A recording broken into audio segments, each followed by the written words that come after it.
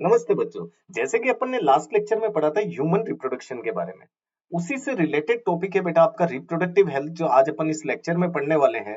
जहां हम इंट्रोडक्शन के बारे में पढ़ेंगे, उसके अलावा अपन अदर कॉन्ट्रासेप्टिव डिवाइसेस के बारे में भी इसमें सारी चीजों को पढ़ने वाले हैं। तो देखिए, अपन इस चैप्टर को स्टार्ट करते हैं। काफी इंटरेस्टिंग चैप्टर है, 1 से 2 क्वेश्चन इसके अंदर आपको देखने को मिलते हैं। So you have learn about the human reproductive system and its function in the chapter 2। तो हमने पहले वाले चैप्टर में इसके बारे में पढ़ा ही था। तो now let us discuss a closely related topic, reproductive health. ये आज अपन पढ़ेंगे। So what do we understand by this term? The term simply refers to the healthy reproductive organs with the normal function. तो ये तो होना ही चाहिए बेटा, अगर आपके रिप्रोडक्टिव ऑर्गन्स नॉर्मल फंक्शन के साथ काम कर रहे हैं तो आप रिप्रोडक्टिव हेल्दी हो जाएंगे। However, it is a broad perspective and includes the emotional, social aspect of the reproduction also. तो एक सिंपल सी बात है बेटा, आप ध्यान रखिए। कोई भी पर्सन हेल्दी तब कहलाएगा जब वो सोशली हेल्दी हो, इमोशनली हेल्दी हो, फिजिकली हेल्दी हो। ऐसा नहीं कि आप सोशली हेल्दी नहीं तो आप रिप्रोडक्टिव हेल्दी कहलाएंगे। कोई भी हेल्थ की डेफिनेशन बेटा फिजिकल सोशल से ही बनती है। Is it clear? तो अकॉर्डिंग टू द डब्ल्यूएचओ देखो क्या कह रहा है। World health means a total wellbeing in all respect of reproduction, that is physical, emotional, behavioural and social. तो ये सारी चीजें होनी चाहिए, तभी आप पूरी तरीके से फिट कहलाते हैं। बाकी बेटा आप इसके अंदर फिट नहीं कहलाते, ये बात आप ध्यान रखिएगा। इसके अंदर काफी सिंपल सी चीज है जो आपको इन लाइनों में समझ में आ गई है। Therefore, a society with the people having physical and functional normal reproductive organ and normal emotional and behavioral interaction among in all sex related aspects might be called reproductive healthy. So why it is significant to maintain reproductive health and what are the methods taken up to achieve it? Let us examine them. क्या क्या method है, क्यों जरूरी है, ये सारी चीजें बेटा अपन इसमें पढ़ने वाले हैं। तो सबसे पहले इस पैराग्राफ में हमको ये समझ में आया, अगर आप हेल्दी हैं तो आप इमोशनली भी हेल्दी होने चाहिए। ऐसा नहीं कि आप किसी दूसरे की फीलिंग्स को नहीं समझ रहे। फिजिकली हेल्दी होने ही चाहिए।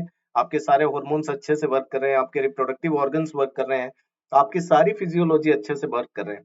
बिहेवियरल, ऐसा नहीं कि रोड पर चलते हुए आप किसी को कमेंट कर रहे हैं बेफालतू, ऐसा भी नहीं होना चाहिए ना। और सोशली, अपने पड़ोसियों से भी आप अच्छे से बिहेव कीजिए।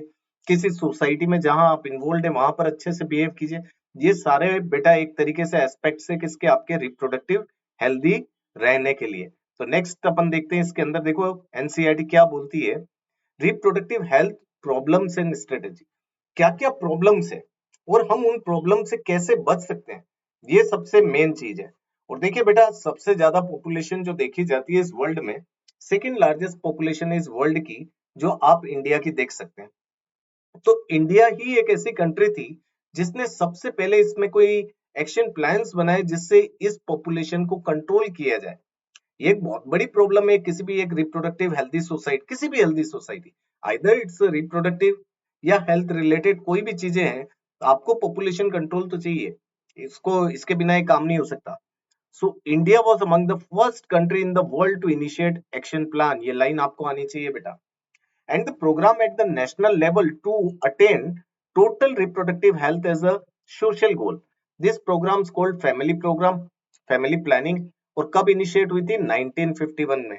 तो ये बात भी बेटा आप याद रखना। कोई आपसे पूछ ले फैमिली प्रोग्राम कब स्टार्ट किया था इंडिया ने, तो 1951 में स्टार्ट किया था। कुछ रटने के रेशियो तो आपको रटने ही पड़ेंगे। And were periodically assessed over the past decade. अब धीरे धीरे चीजों में तो यार, पहले देखिए, पहले नोकिया के मोबाइल्स आते थे, 2G आया, 3G आया, 4G आया, 5G आया, ना जाने कितने जी और आने वाले हैं, अपने को थोड़ी पता है। टाइम के साथ चीजें बदलेगी। वैसे ही इसमें भी हुआ, प्लान आपने इनिशिएट कर दिया 1951 में, और धीरे धीरे हर डेकेड्स में आप उसको चेंज करते जा रहे हैं। Improved program covering wider reproduction related areas are currently in operation under the popular name Reproductive and Child Health Care Program, RCH। इस इसका फुल फॉर्म भी बेटा कभी कभी अपने को पूछ लिया जाता है, तो ये भी थोड़ा सा एब्रिविएशन आप ध्यान रखिएगा। इसमें क्या है, creating awareness among the people about various reproduction related aspect. Awareness बहुत जरूरी है बेटा, किसी चीज का आपको नॉलेज नहीं है तब तक आप वो चीज नहीं कर पाएंगे। और नॉलेज आने के बाद में आपको उनको प्रोवाइडिंग क्या करनी, facilities, supports for building up a reproductive healthy society are the major task under this programs. तो ये सारी चीजें बेटा आपको करनी ही है। मतलब इनके एनजीओ बने हुए होते हैं, गवर्नमेंट की कमिटीज होती है, वो सारी चीजें पर्सन से पर्सन तक पहुंचानी पड़ती है, लॉट ऑफ पीपल्स तक पहुंचानी पड़ेगी, तभी तो जाकर ये एक हेल्दी सोसाइटी बिल्डअप हो पाएगी। तो ये बेसिक बातें हैं बेटा जो आप लोगों को इस पैराग्राफ में समझ में आई होगी। नेक्स्ट अपन इसके आगे देखते हैं with the help of audio visual. आजकल टीवी के बिना तो बेटा कोई बच्चा रहता ही नहीं है, टीवी तो सभी देखते हैं। अगर वहां पर कोई ऐड आ रहा है लाइक हम दो हमारे दो, बार बार अगर ये चीज आपके ब्रेन में आकर टकराएगी जब भी आप टीवी देख रहे हैं, तो आपकी मेंटेलिटी चेंज हो जाती है। हम जैसा देखते हैं जैसा सुनते हैं वैसा अपना ब्रेन होने के चांसेस बढ़ते जाते हैं। प्रिंट मीडिया हो गया, न्यूज़पेपर में आप एड दे रहे हैं, non government agencies like NGOs है, have taken up various steps to create awareness among the people about the reproduction related aspect। Beti Bachao Beti Padhao, Beti Bachao Beti Padhao, Beti Bachao Beti Padhao, कब से सुनते आ रहे थे हम लोग। और आज की डेट में ऐसा हो गया कि गर्ल्स बॉयज से ज्यादा पढ़ने लगी, थोड़ा ज्यादा ब्रेन के अंदर चला गया ये चीज, बेटी बचाओ बेटी पढ़ाओ, तो बेटी पढ़ती रही। Parents, other close relatives, teachers, friends also have a major role in the disseminations of the above information। तो ये बहुत जरूरी है बेटा, टीचर्स का तो फर्ज बनता ही है इन सारे रेस्पेक्ट के लिए, इन सारी चीजों को पढ़ाने के लिए। तो ये सिंपल सी चीजें, ये टॉपिक ऐसा नहीं कि नीट के बायो वालों को ही आना चाहिए, इस टॉपिक को आपके इंजीनियरिंग वाले, कॉमर्स वाले, आर्ट्स वाले सारे देख सकते हैं, क्योंकि सभी को एक रिप्रोडक्टिव हेल्थी सोसाइटी चाहिए। Introduction of sex education in the schools, आपने देखा होगा 9th 10th में, 10th के अंदर भी आपके रिप्रोडक्शन चैप्टर दिया है। क्यों दिया है? क्योंकि जहां पर आपकी बॉडी के अंदर हार्मोनल चेंजेस होते हैं वही उम्र है, वहां आप नहीं समझे तो आगे कैसे समझेंगे। तो यहां से आपको समझना बहुत जरूरी है। Should be encourage to provide right information to the young so as to discourage children from behaving in myth and having misconception about sex related aspects। बहुत बार चीज होती है ना बेटा, मिथ बना हुआ टेस्ट ट्यूब बेबी क्यों पैदा करना। अपने जो पुराने बुजुर्ग है वो अरे वो आप ही का डीएनए है, टेस्ट ट्यूब बेबी किसी और का डीएनए थोड़ी है। बस ये हुआ कि आपने इंसेमिनेशन या आपने अंदर की तरफ जो रिप्रोडक्टिव असिस्टेड टेक्नोलॉजी यूज की है, उसके अलावा कुछ नहीं किया है। आप ही के डीएनए से ऑफस्प्रिंग आ रहा है। तो आप इस मिथ बनाए हुए हैं कि इस तरीके की चीजें नहीं करनी। बहुत सारी चीजें होती है बेटा जो मिथ से जुड़ी हुई होती है, आपको उससे दूर रहना है और आपको इसमें साइंस के साथ चलना होता है, तब जाके आप एक रिप्रोडक्टिव हेल्थी सोसाइटी बना पाते हैं। Proper information about reproductive organ देनी बहुत जरूरी है बेटा। It is a part of your body. Adolescence, बहुत सारे चेंजेस आते हैं जब आप बड़े होते हैं, आपको पता ही नहीं होता किसके कारण ये चीजें हो रही है। कभी टेस्टोस्टेरोन बूस्ट हो रहा है तो आप एग्रेसिव बिहेवियर फील कर रहे हो, टीचर या किसी ने आपको कुछ बोल दिया, आप मुंह चढ़ाए हुए बैठे हुए। ये सब चेंजेस आप नहीं कर रहे हो, आपकी बॉडी के हार्मोन्स चेंजेस करते हैं। तो ये सारा नॉलेज अगर आपके अंदर नहीं होगा तो आप कैसे अच्छे डॉक्टर बनेंगे और आप कैसे अपने अपकमिंग पेशेंट्स को ठीक करेंगे। तो ये सारी इंफॉर्मेशन आप लोगों के पास होनी चाहिए। रिलेटेड चेंजेस हो रहे हैं एडल्सेंस में, क्या क्या चेंजेस है, कैसे हार्मोनल चेंजेस होते हैं, safe and hygienic sexual practices कैसे की जाती है ताकि एसटीडी से बचा जा सके। Sexually transmitted disease like STD, AIDS etcetera would help people. It is a part of life, reproduction is a part of life. अगर किसी बच्चों को या पब्लिक को इन सारी चीजों के बारे में नहीं पता है, किस तरीके से एसटीडी से बचना है, क्या हाइजेनिक सेक्सुअल प्रैक्टिसेस है, तो वो बेटा अपने आप को हेल्दी कैसे रख पाएंगे। So this all help people, especially those in adolescent age group, to lead reproductive healthy life। आप हमेशा ये ध्यान रखिए कि अगर मैं बात करूं एसटीडी सबसे ज्यादा किसके अंदर चांसेस होते हैं, तो ये 16 से 20-22 साल के बच्चों के अंदर ज्यादा चांसेस होते हैं, क्योंकि यहाँ पर आपके हार्मोनल चेंजेस हो रहे होते हैं। और अगर आपको कॉन्ट्रासेप्टिव डिवाइसेस के बारे में नॉलेजेस नहीं है तो there may be a chance of STD. तो ये भी आपको पता होना चाहिए। देखिए इसका काम ही क्या है, educating people specially fertile couples. अगर कोई कपल्स है बेटा, अभी शादी की है, अब उसको बच्चा नहीं चाहिए, तो क्या क्या मेथड्स वो यूज कर सकते हैं ये भी तो पता होना चाहिए। शर्म के मारे आप ना तो किसी से अपनों से रिलेटिव से पूछ रहे हैं ना फ्रेंड्स से पूछ रहे हैं। ये इनकी फ्रेंड्स की, रिलेटिव्स की, जिनको इस चीज का नॉलेज है, देखो ज्ञान बांटने से ज्ञान बढ़ता है। आज अगर मैं आपको कुछ ज्ञान दे रहा हूं तो मेरा भी नॉलेज बढ़ता है।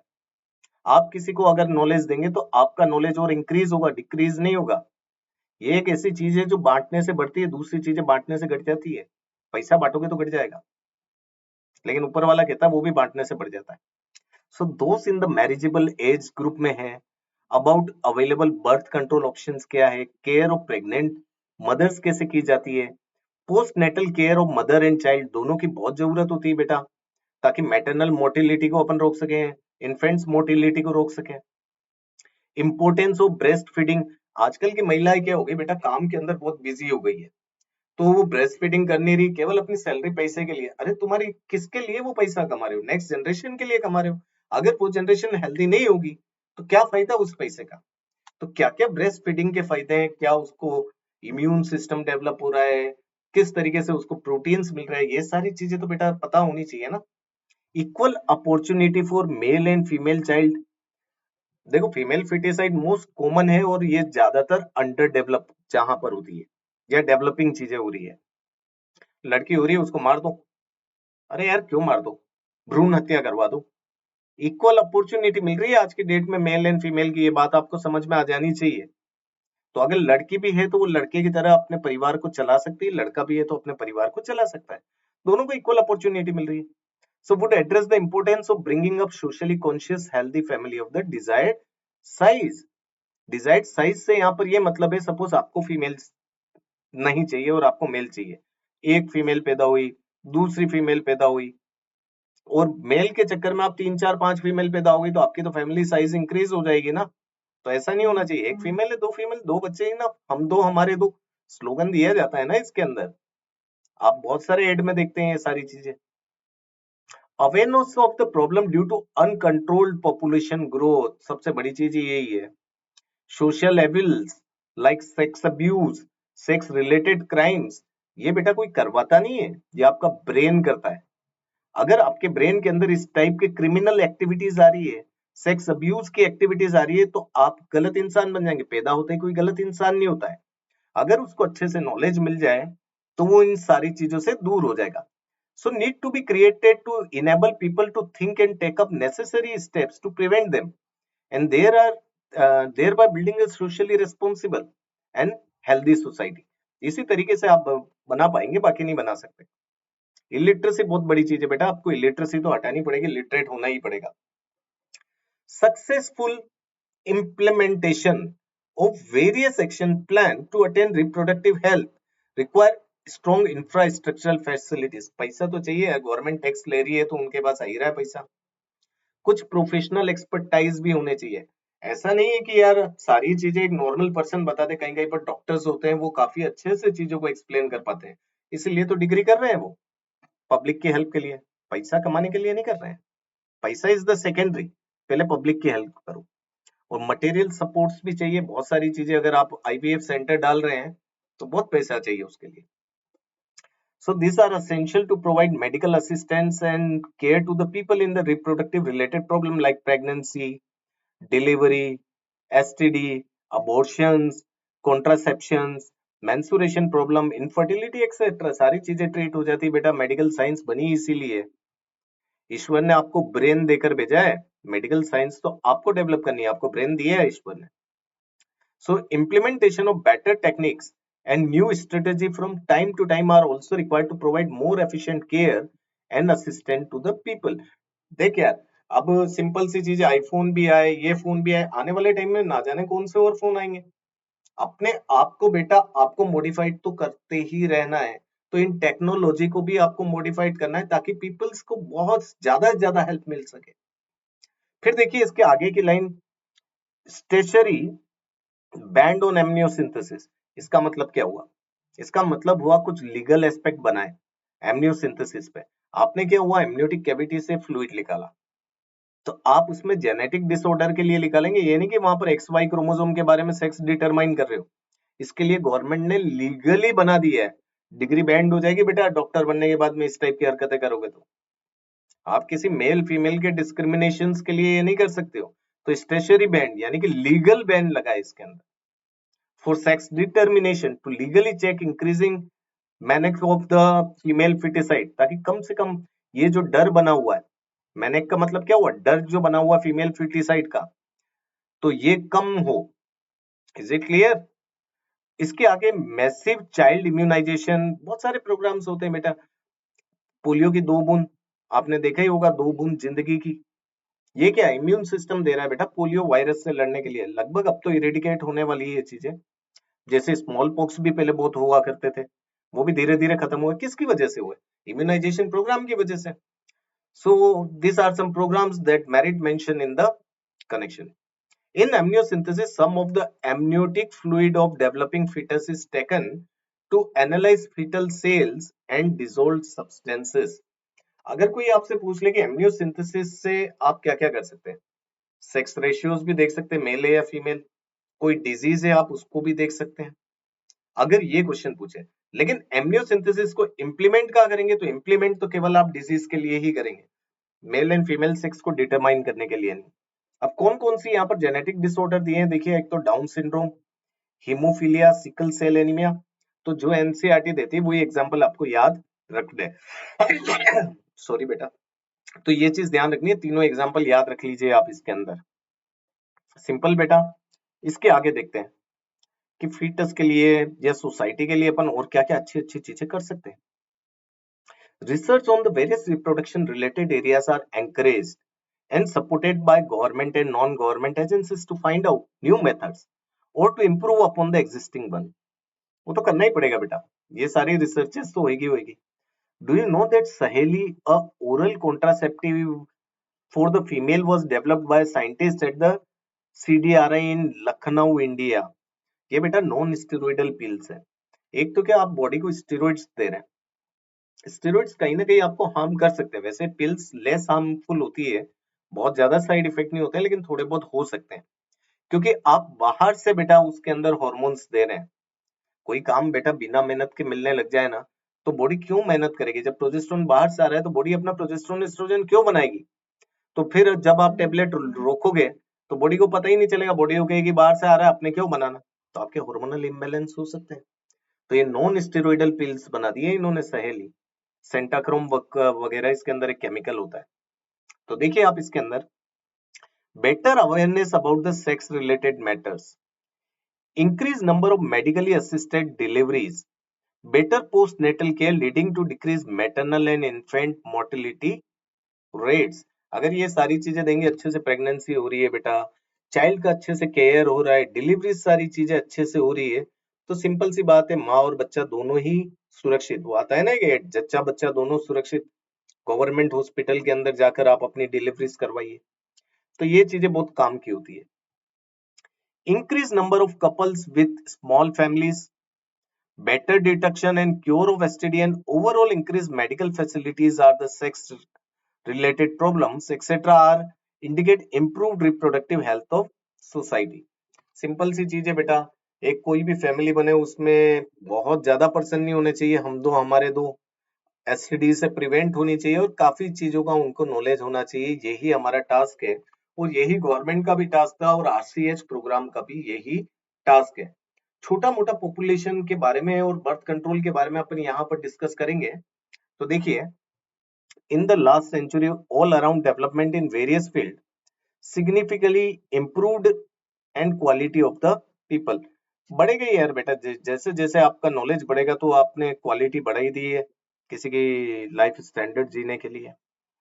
However, increased health facilities along with better living condition had an explosive impact on the growth of population। तो वो तो वही है बेटा। आप देखिए ना, प्रीवियसली वर्ल्ड की पॉपुलेशन थी 2 बिलियन इन 1900, जो कितनी बढ़ गई, रॉकेटेड टू 6 बिलियन इन 2000। और 11 का ये सेंसस है, लगभग सेंसस हर 10 साल में लिया जाता है।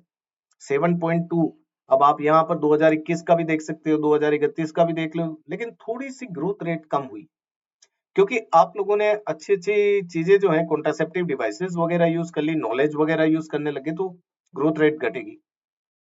A similar trends was observed in India. तो मेरा देश महान बेटा, तो मेरा देश तो वैसे भी महान है। तो our population which was approximately 350 थी, देखो एकदम से अपन ने कितनी बढ़ा दी है। अपन ने marked by billions, 2000 or 1.2 billions in, मतलब 1/6 पॉपुलेशन अगर आप वर्ल्ड की देखो ना तो सारे इंडियंस है। हर 6 में से एक लोग इंडियन है। कितना अचीवमेंट किया। बेटा इतनी पॉपुलेशन तो बढ़ा सकते हैं, लेकिन क्या हम सारी पॉपुलेशन को फीड कर सकते हैं? आप खुद सोचिए, अगर आपके 5-6 भाई बहन हो तो क्या पेरेंट्स सभी को नीट की कोचिंग दिला देंगे? एक अगर 1% के लाखों रुपए लग रहे हैं तो 6% के लाखों करोड़ों रुपए कहाँ से लाएंगे बेटा पेरेंट्स? तो ये पॉपुलेशन को तो ग्रोथ रेट तो आपकी डिक्रीज हुई है, और rapid decline in death rate भी हुई है बेटा। आपने मेडिकल फैसिलिटी दी, एमएमआर आपने कम किया, इससे भी तो पॉपुलेशन बढ़ेगी।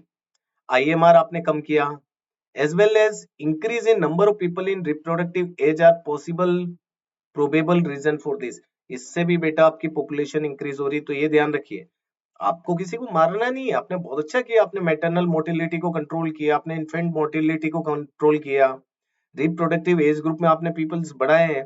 तो यहाँ पर जो मेन चीज ध्यान रखनी है वो ये ध्यान रखनी है कि पॉपुलेशन, हर फैमिली में हम दो हमारे दो वाला ही फंडा चलना चाहिए। ये फैसिलिटीज कम नहीं करनी कि पॉपुलेशन डिक्रीज करने के लिए अपन हेल्थ की फैसिलिटीज कम कर देते हैं। ये अपने को नहीं करना है। अपने को करना है कि जो कमिंग प्रोजेनी है वो कम होनी चाहिए। Is it clear? तो काफी सिंपल है ये पैराग्राफ्स, इनमें कोई बहुत ज्यादा ऐसा कोई टफ दिया नहीं है। देखिए आरसीएच क्या कहता है, though we could bring down the population growth rate but it was the marginal. बहुत ज्यादा तो कम नहीं कर पाए। According to 2011 census the population growth was less than 2%, लगभग 1.7% के लगभग होती है। That is 20 in 1000 people in 1 year. एक साल में हर 1000 लोग पर 20 बच्चे पैदा हो रहे हैं, तो ये लगभग 2% हो गया ना यहाँ पर। A rate at which our population could increasingly rapidly. Such an alarming growth rate could lead to an absolute scarcity of even the basic requirement, that is food, shelter and clothing। जमीन ना तो बढ़ने वाली है बेटा, पृथ्वी की size increase नहीं हो रही है, पॉपुलेशन इंक्रीज हो रही है। एग्रीकल्चर बढ़ने वाला नहीं तो स्कैरसिटी हो जाएगी फूड वगैरह की, शेल्टर की भी, और इंडस्ट्रीज भी कितनी बना लोगे। तो सारी चीजें, रोटी कपड़ा और मकान के लिए तो स्ट्रगल हो रहा है। अगर पॉपुलेशन ज्यादा हुई तो वो और स्ट्रगल बढ़ जाएगा। So in spite of significant progress made in those areas, आपने सब चीजें की है बेटा, ऐसी बात नहीं है, लेकिन तो भी अभी पॉपुलेशन ग्रोथ रेट को थोड़ा सा और कंट्रोल करना पड़ेगा। So therefore the government was forced to take up the serious major to check this population growth rate. वो तो देखो गवर्नमेंट ही करती है, हम तो केवल एडवाइस दे सकते हैं, लेकिन प्लान्स जो इंप्लीमेंट होते हैं वो गवर्नमेंट के इंप्लीमेंट होते हैं। The most important step to overcome this problem is to motivate smaller families by using various contraceptive methods. You might have seen advertisement in the media as well as posters, bills, etc. showing a happy couples with two children with a slogan हम दो हमारे दो। अभी मैंने आपको बताया था। इस तरीके से आप एडवर्टाइजिंग मीडिया है, सोशल मीडियाज है, आपके टेलीविजन चैनल्स हैं, वहां आप देखते हैं कुछ कपल्स आपको बताए हंसते हुए हम दो हमारे दो, और रियली वो कपल हंस ही जाते हैं, क्योंकि इतना तो बेटा एक पेरेंट्स अपने बच्चों के लिए कर पाता है। Many couple, mostly the young urban working one, have even adapted a one child norms. ये भी स्टार्ट हो गया कि चलो यार बच्चा एक ही अच्छा। Statutory raising of marriageable age of female to 18 year, देखो यहाँ पर भी लीगल बना हुआ है। 18 साल से पहले अगर शादी कर ली तो बाल विवाह हो जाएगा। एंड मेल का क्या है 21 ईयर्स। आजकल तो गवर्नमेंट ने 21 ईयर्स फीमेल का भी कर दिया है, लेकिन जो अपनी एनसीईआरटी कह रही है वो अपने को याद रखना है। Incentive givens to the couples with the small families are two of other measures taken to tackle this problem. अब एक सिंपल सी चीज है बेटा, गरीब परिवार तो क्या होता है, थोड़ा सा भी मिलेगा ना उसको तो हैप्पी हो जाएगा। अगर उसको बोल दिया तुमने दो कपल है तुम्हारे और तुमको गवर्नमेंट नौकरी मिल जाएगी, या ये ब्याज, ये लोन, ये फायदा, वो फायदा, अगर ये सब चीजें गवर्नमेंट देती है तो बेटा लोग उस तरफ धीरे धीरे डाइवर्ट होने लगेंगे। तो ये काफी अच्छी चीज है जो इंसेंटिव मेथड्स दिए जाते हैं। Let us describe some of the commonly used contraceptive method which help prevent unwanted pregnancies. तो यहाँ अपन जो पढ़ने वाले हैं बेटा, जो प्रेगनेंसीज हमको नहीं चाहिए, अनवांटेड प्रेगनेंसीज, दो बच्चे हो गए तीसरा नहीं चाहिए, तो क्या कॉन्ट्रासेप्टिव यूज करें? बहुत सारी चीजें, एसटीडी से बचने के लिए क्या कॉन्ट्रासेप्टिव यूज करें? तो ये सारी चीजें आज अपन इस चैप्टर में पढ़ेंगे।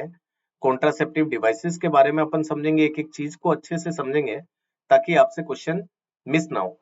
देखो ये लाइन दी है आइडियल कॉन्ट्रासेप्टिव्स की, ये बात कर रहे हैं, तो आइडियल कॉन्ट्रासेप्टिव क्या मांग रहा है यहाँ पर? And ideal contraceptive should be user friendly. User friendly होना चाहिए बेटा, आपको पता होना चाहिए हाउ टू यूज। 10 जनों से पूछने में भी कितने ही लोगों को शर्म आती। Easily available.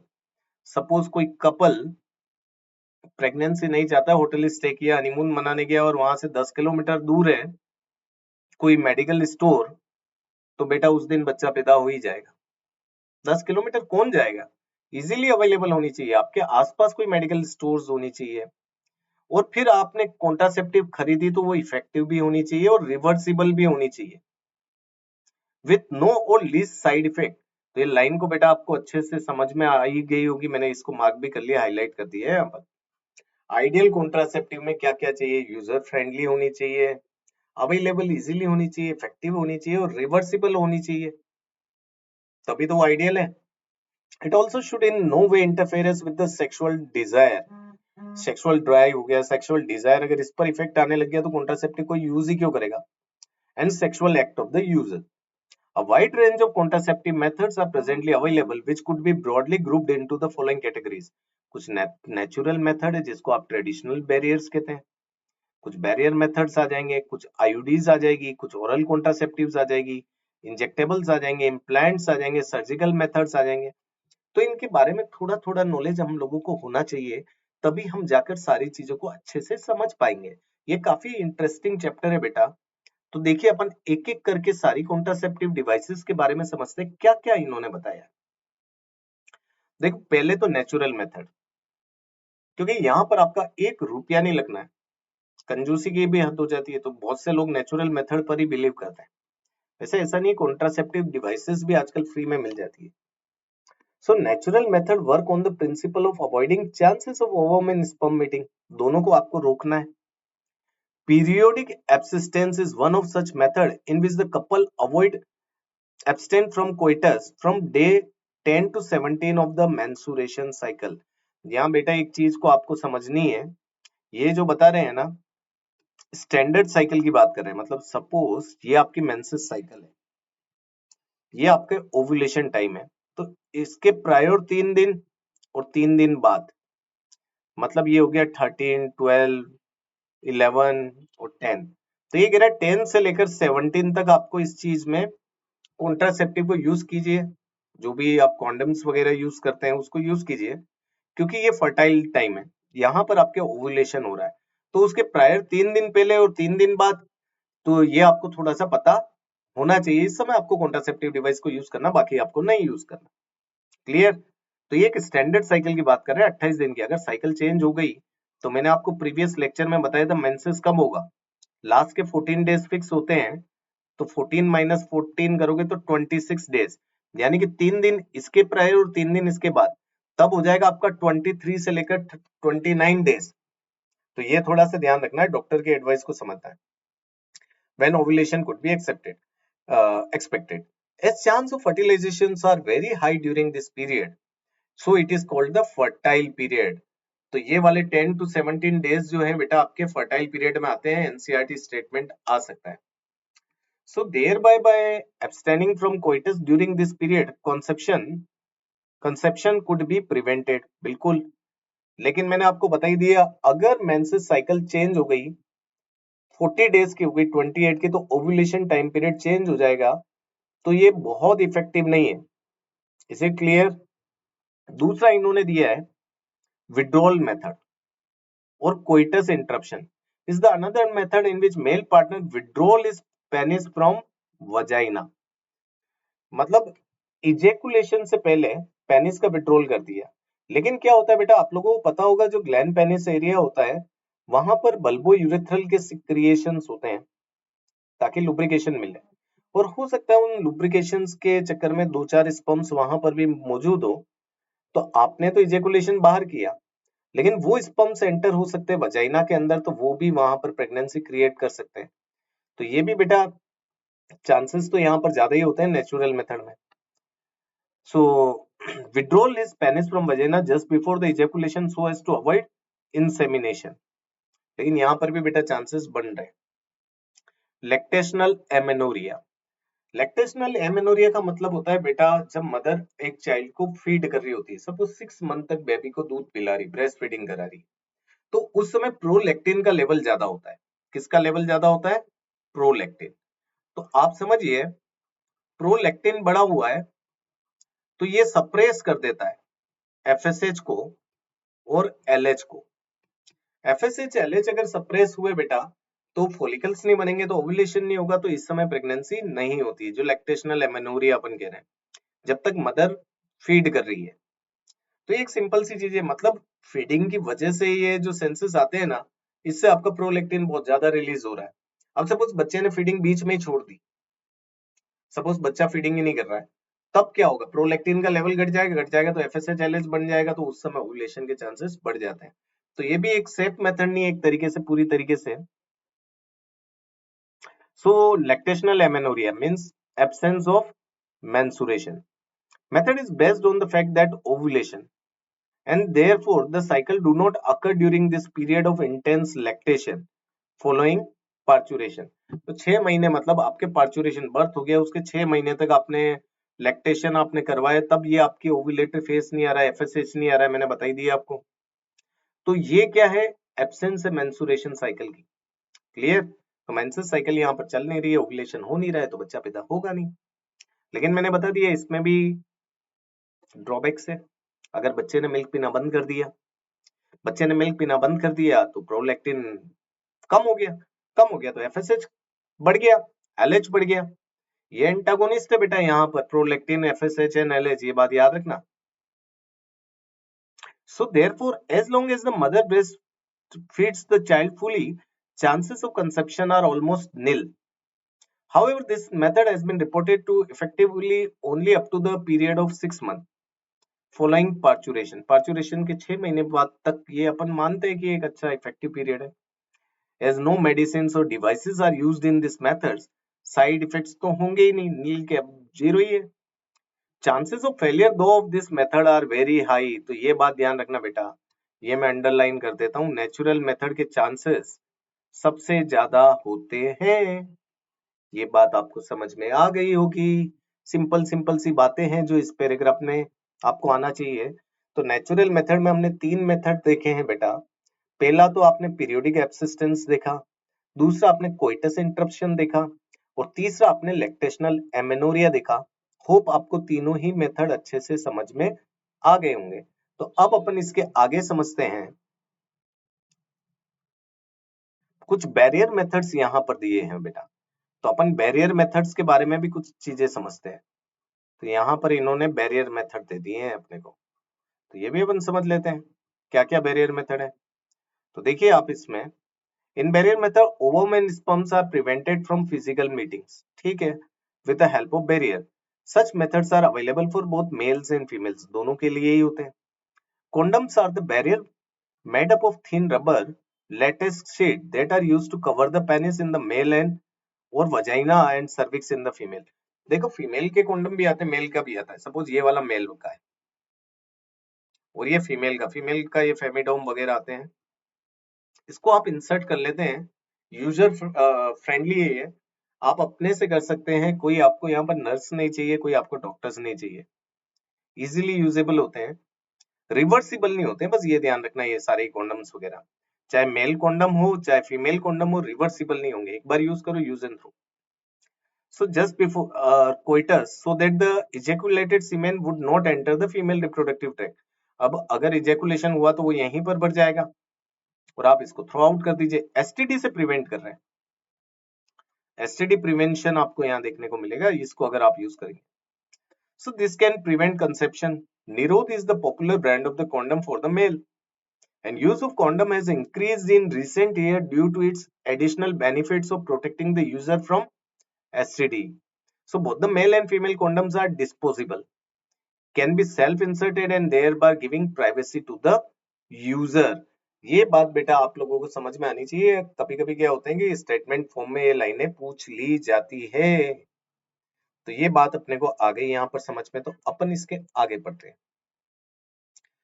और आप बैरियर मेथड में देखिए, आप देख सकते हैं इसमें डायफ्राम देख सकते हैं, सर्वाइकल कैप्स देख सकते हैं, वॉल्स देख सकते हैं, are the barrier method made up of rubber that are inserted in the female reproductive tract to cover the cervix during the coitus। मतलब आप ये समझिए, इसमें ये यहाँ पर आपका यूट्रस है, यूट्रस का नैरो एंड आपका सर्विक्स होता है, तो ये कुछ इस डायफ्रामेटिक शेप में है, तो इसने सर्विक्स को कवर कर लिया है। तो अब स्पर्म आगे जाएगा कैसे? यूट्रस में नहीं जाएगा, फेलोपियन ट्यूब में नहीं जाएगा, एम्पुला में नहीं जाएगा, फर्टिलाइजेशन नहीं होगा। लेकिन ये यहाँ पर बेटा एसटीडी से प्रिवेंट नहीं कर पाएंगे, क्योंकि इसने वजाइना को पूरा कवर नहीं किया है। So they prevent conception by blocking the entry of sperms through the cervix. They are reusable। ये बात याद रखना, बार बार नहीं खरीदने होते, पैसे बार बार नहीं लगाने होते हैं। वॉश कीजिए, आप इसको वापस से यूज कर सकते हैं, बढ़िया से इसको स्टरलाइज कर लीजिए और फिर से आप इसको यूज कर सकते हैं। और इन्हीं के साथ में स्पर्मिसाइडल क्रीम्स आती है, जेलीज आती है, फोम्स आती है, इनको आप मिक्स करके कॉन्ट्रासेप्टिव एफिशिएंसी को भी इंक्रीज कर सकते हैं। तो ये लाइन भी आपको आनी चाहिए, मैं इसको थोड़ा सा हाईलाइट कर देता हूँ। Spermicidal creams, jellies, foams are usually used along with this barrier to increase the contraceptive efficiency। तो ये अपने को पता होना चाहिए। ये तो देखो बेटा कोपर्टी का डायग्राम है, ये तो इंट्रायूटिनल डिवाइसेस है जिसको अपन आगे पढ़ने वाले हैं। तो आप देखिए, another effective and the popular method is the use of IUDs, intrauterine devices। These devices are inserted by doctors and expert nurses in the uterus through vagina। एक तरीके से माइनर सर्जरी टाइप्स होती है, क्योंकि ये अंदर लग जाती है, आपको जितना टाइम लगानी है, 1 साल लगाओ, 2 साल लगाओ, वैसे 1-2 साल ही प्रिफर्ड होती है। उसके बाद क्या होता है कि एफिशिएंसी इनकी कम होती जाती है। लेकिन इसके लिए बेटा आपको गायनेकोलॉजिस्ट चाहिए, उसके बिना आप ये नहीं कर सकते। और इंडिया में तो सबसे ज्यादा आईयूडीज यूज होती है बेटा बेस्ट कॉन्ट्रासेप्टिव में। This IUDs are presently available as non medicated IUD भी है, जैसे लिपेस लूप। इसमें कोई आपने हॉर्मोन्स नहीं डाला है, कोई केमिकल्स नहीं है, केवल ये अपने फेगोसाइटोसिस पर वर्क करता है, जो आगे अपन समझेंगे। कॉपर रिलीजिंग, जैसे कॉपर टी आती है, कॉपर 7 आती है, मल्टी लोडेड 375 आती है, तीनों के नाम आप याद कर लीजिए, ये पूछे जा सकते हैं। हार्मोन रिलीजिंग में प्रोजेस्टेरेस्ट, LNG-20, ये दोनों नाम भी आपको याद करने हैं। क्लियर? ये बात आई समझ में? अब देखिए ये वर्क कैसे करती है, सभी का अपना एक मैकेनिज्म होता है। IUD increases phagocytosis of the sperms. कैसे करेगी फेगोसाइटोसिस? सपोज ये आपका यूट्रस है और यूट्रस के अंदर आपने कोई भी आईयूडीज लगा दी, सपोज ये कॉपर टी आपने लगा दी। अब ये बेटा आपके लिए तो एक फॉरेन बॉडी हो गई, फॉरेन पार्टिकल हो गया। जब भी आपकी बॉडी के अंदर कोई फॉरेन पार्टिकल से, तो वो ट्रीट किया जाता है एज अ एंटीजन। तो आपने कोई फॉरेन सब्सटेंस अपनी बॉडी में लगाया तो वो आपके लिए एंटीजन हो गया। जैसे ही बेटा स्पर्म्स या एंटर होकर आएगा, तो यहाँ एंटीबॉडीज बन गई होगी। कोई भी एंटीजन आए तो एंटीबॉडीज बन गई है, तो ये स्पर्म्स को क्या कर देगी? फेगोसाइट्स करेगी या नहीं करेगी? तो एक तो यहाँ पर ये आईयूडीज क्या करवा रही है, मतलब चाहे वो आपकी नॉन मेडिकेटेड हो, चाहे कॉपर रिलेटेड हो, चाहे हार्मोन रिलेटेड हो, तीनों ही आईयूडीज क्या करवाएगी? Phagocytosis with in the uterus. And the copper ion release suppress sperm motility and fertilizing capacity of the sperms। ये आपका कॉपर टी करवा रहा है। ये कॉपर होते हैं ना बेटा, इसके टेल का मूवमेंट कैल्शियम का एब्जॉर्प्शन कम करवा देते, तो स्पर्म्स की मोटिलिटी क्या हो जाती है? डिक्रीज हो जाती है। And fertilising capacity of sperms. Fertilising, suppose ये स्पर्म की ये कोई मेम्ब्रेन है, क्रोमोसोमल मेम्ब्रेन है, ये क्रोमोसोम मेम्ब्रेन है, आप इस मेम्ब्रेन को स्टेबलाइज कर दीजिए। इस मेम्ब्रेन को क्या कर दीजिए? स्टेबलाइज कर दीजिए, थिकनिंग कर दी आपने इस तरीके से। अब इसमें से एंजाइम्स निकल ही नहीं सकती है, तो एक कॉपर टी क्या करती है? इस मेम्ब्रेन को स्टेबलाइजिंग कर देती है, जिसकी वजह से फर्टिलाइजिंग कैपेसिटी स्पर्म्स की क्या हो जाती? कम हो जाती। अगर ये स्टेबलाइज नहीं होती तो इसमें एक्रोसोमल एंजाइम्स रिलीज हो जाती ना, हाइलुरोनिडेज, आपकी कोरोना पेनिट्रेटिंग जोना लाइसिन, जो फर्टिलाइजेशन में काम में आती है। The hormone releasing IUD in addition make the uterus unsuitable for implantation and cervix hostile to the sperms। अब अगर हार्मोन रिलीज की बात करते हैं, तो बेटा यहां पर समझिए, सिंपल सी चीज है।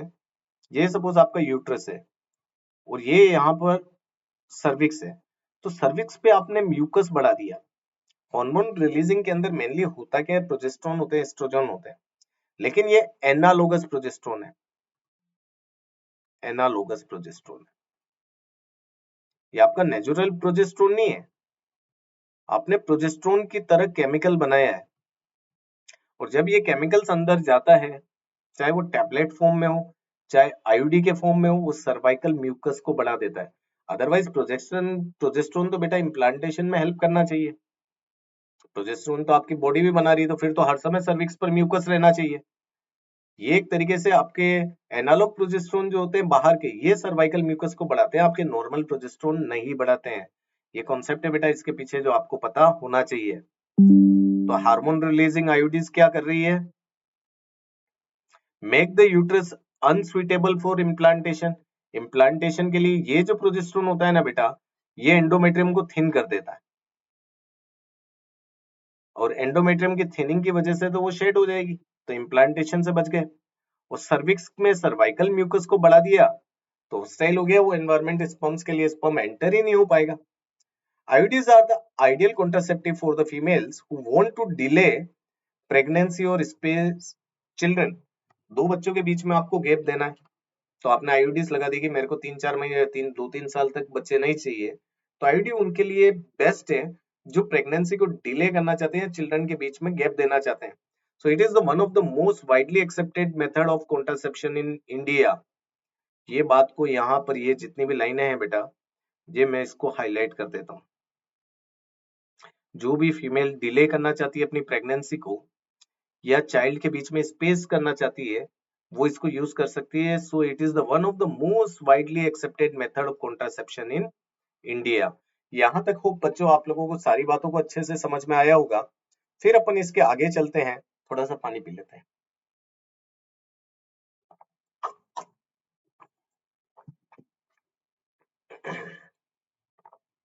अब देखिए यहाँ पर क्या बता रहे हैं, oral administration of small dosages, large dose मत कर लेना बेटा, वर्ड सारे ही काम के हैं, of either progesterone or progesterone estrogen combination is another contraceptive method used by the family, and they are used in the form of tablets and hence are called pills।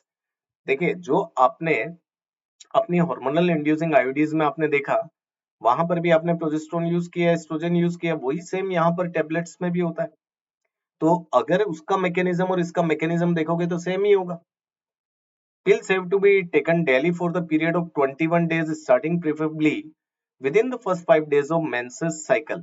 मतलब ये आपकी मेंसुरेशन साइकिल है, इसके पहले 5 दिन छोड़कर यहाँ से ये सपोज 28 डेज है, ये आपका ओव्यूलेशन पीरियड हो गया, तो ये 21 डेज है, 5-6 दिन आपने छोड़ दिए, तब आपको पिल्स को लेना ही है, ठीक है, within the first 5 days of menses cycle.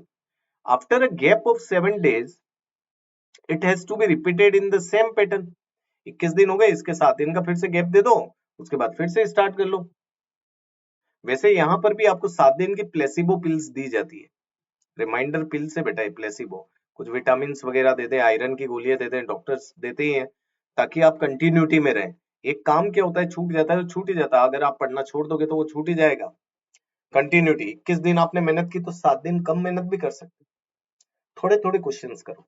21 दिन आपने बहुत सारे अच्छे क्वेश्चन लगा दिए, 7 दिन थोड़े क्वेश्चन लगवाओ, तो 28वें 29वें दिन वापस आप उसी पीरियड में आ जाएंगे, रिपीटेशन हो जाएगी चीजों की। Clear? Since the female desires to prevent conception, तो जब तक उसको नहीं चाहिए प्रेगनेंसी तब तक उसको यूज करनी है। They inhibit ovulation and implantation. Ovulation तो बेटा हो गई नहीं, क्योंकि आपकी body is behaving like a pregnant.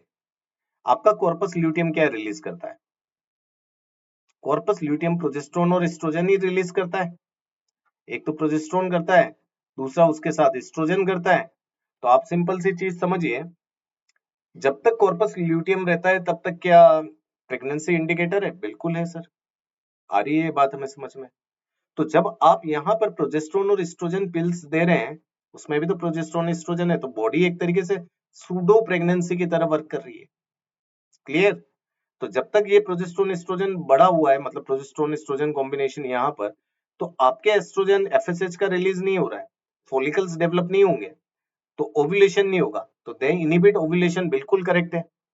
और मैंने बताया ये आर्टिफिशियल प्रोजेस्टेरोन क्या करता है कि थिनिंग कर देता है एंडोमेट्रियम की, तो इम्प्लांटेशन से बताएगा।